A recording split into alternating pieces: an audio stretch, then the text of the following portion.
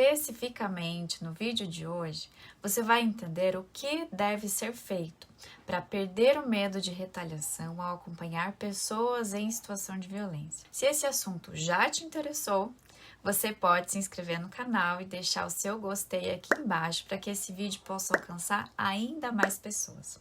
Lembrando que toda semana eu vou trazer novos conteúdos para te ajudar a ter mais segurança para atuar em situações de violência. Seja bem-vinda e bem-vindo ao nosso programa semanal Preparo para Proteger. Aqui eu ajudo profissionais a terem segurança para atuar em situações de violência a partir de 3 preparos: teórico, técnico e emocional.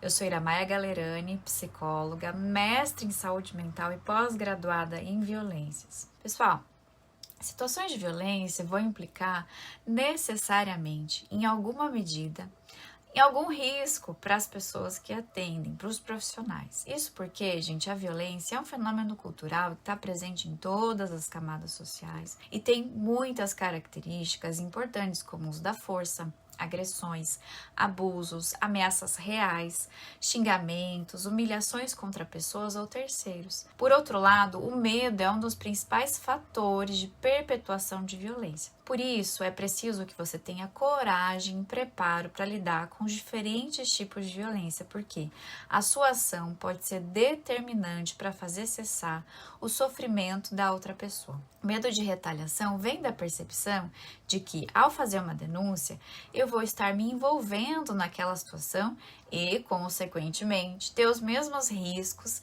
que a vítima pode estar sendo submetida. E eu posso acabar me paralisando diante desse medo e deixando de proteger quem necessita. Nós precisamos compreender que ser um agente de proteção tem uma perspectiva legal, que está no Estatuto da Criança e do Adolescente, na Lei Maria da Penha, na Constituição Federal, entre outros dispositivos que vão abordar sobre os direitos das pessoas em situações de risco e vulnerabilidade também. Quando se trata de crianças e adolescentes, por exemplo, a gente vai ter o artigo 227 da Constituição Federal, que vai trazer que é dever da família, da sociedade, do Estado, assegurar essa criança ou adolescente e ao jovem com absoluta prioridade o direito à vida, à saúde, à alimentação, à educação, à cultura, à dignidade e ao respeito, e também colocá-los a salvo de toda forma de negligência, discriminação, exploração, violência, crueldade e opressão. Isso significa que todo mundo deve estar comprometido com a erradicação da violência e com a proteção integral. Então, diante de uma situação de violência, nós devemos cumprir o nosso papel de sermos agentes de proteção e tomar medidas corretas para nos proteger e proteger o outro também. Vale lembrar que no ano passado foi aprovada a Lei Henri Borel, que é a 14344 de 2022, que vai criar mecanismos para prevenção e enfrentamento da violência doméstica e familiar contra a criança e o adolescente. No artigo 23, essa lei vai definir que qualquer pessoa que tenha conhecimento ou presencie uma ação, seja ela praticada em lugar público ou privado, ação essa que constitui uma violência doméstica e familiar contra essa criança ou adolescente, tem o dever de comunicar o fato imediatamente ao serviço de recebimento e monitoramento de denúncias, ao Disque 100 da Ouvidoria Nacional de Direitos Humanos, ao Disque 180, ao Conselho Tutelar ou à autoridade policial, nos quais, por sua vez, gente, vão tomar as medidas cabíveis. Logo, o primeiro passo após escutar ou presenciar uma situação de violência é fazer uma boa avaliação dos fatores de risco, de proteção, de vulnerabilidade e, a depender do risco, ou se for uma situação flagrante, a polícia militar deve ser acionada imediatamente, porque ela vai ser responsável pela ronda ostensiva, pela preservação da ordem pública. A polícia civil acionada logo na sequência. Por quê? ela tem o dever de investigar os crimes cometidos, aplicar as medidas protetivas para impedir que essa situação continue ou solicitar da justiça a implementação dessas medidas.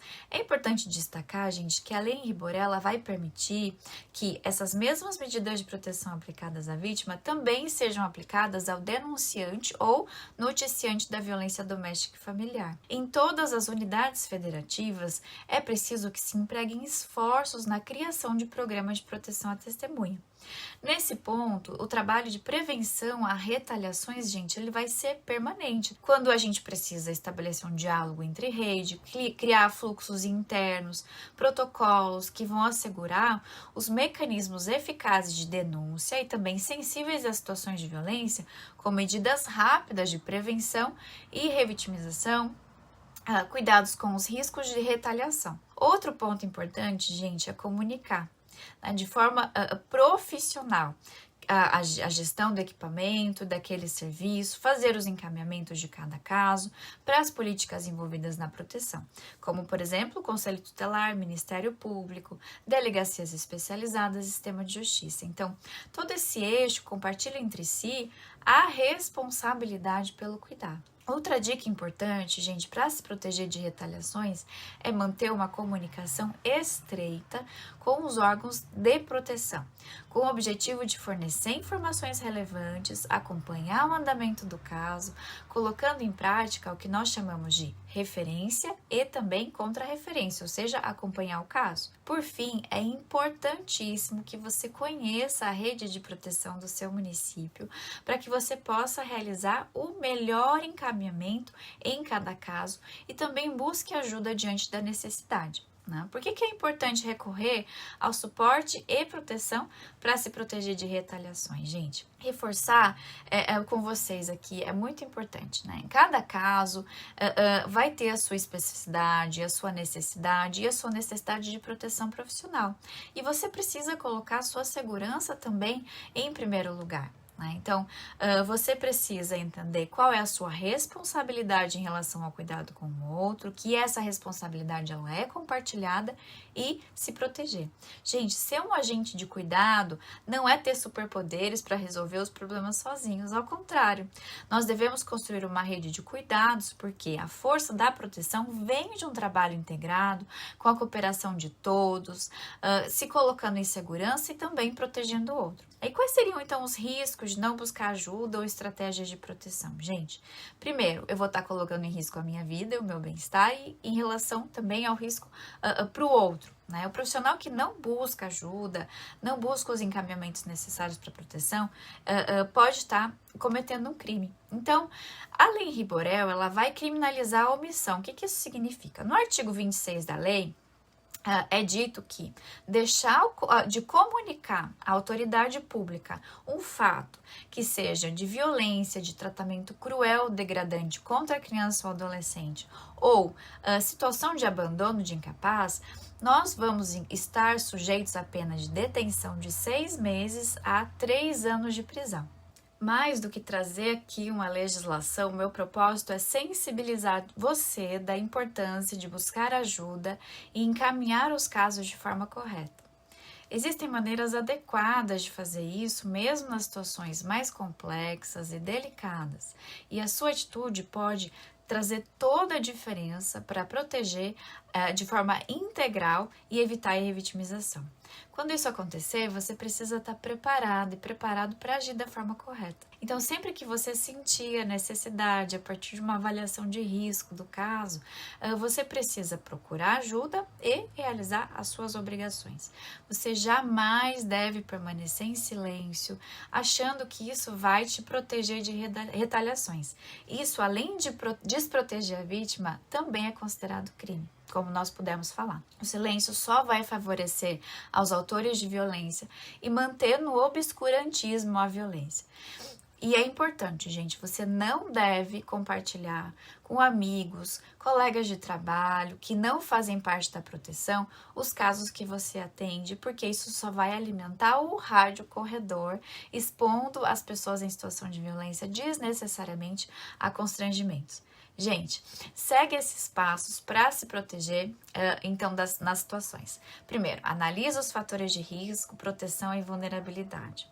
Pensa nas situações de riscos iminentes à integridade daquela pessoa. Chame imediatamente, se esse for o caso, a polícia militar. Faz o registro da situação de forma ética e profissional. Encaminha para os órgãos de proteção competentes, Conselho Tutelar, delegacias especializadas, Ministério Público, Judiciário. Busque ajuda. Faz a referência contra a referência, ou seja, busca acompanhar o caso e sempre fornecer informações relevantes para a proteção integral. Mantenha sempre atualizado informações, né, sobre os serviços, programas, projetos e ações em desenvolvimento no seu município para proteção integral. E, por fim, busca conhecer as legislações e os seus direitos profissionais, assim como as suas obrigações enquanto denunciante e notificante, e tomando as decisões na hora certa, no momento correto. Tá? Se você gostou desse conteúdo, então, gente, não deixa de mostrar, deixando aqui o seu like. Eu te convido a conhecer o meu Instagram, ali eu coloco conteúdos diários para que você possa atuar de forma mais segura na atenção às violências. Até a próxima!